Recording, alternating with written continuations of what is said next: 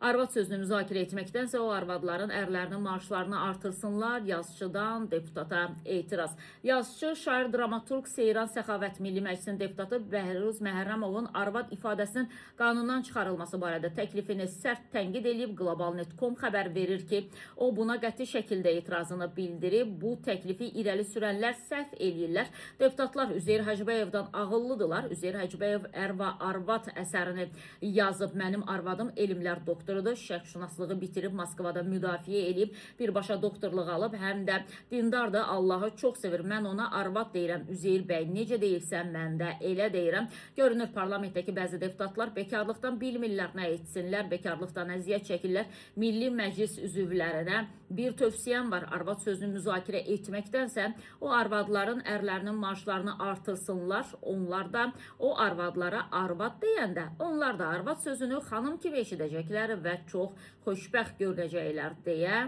şair, dramaturq Seyran Səxavət qeyd edib.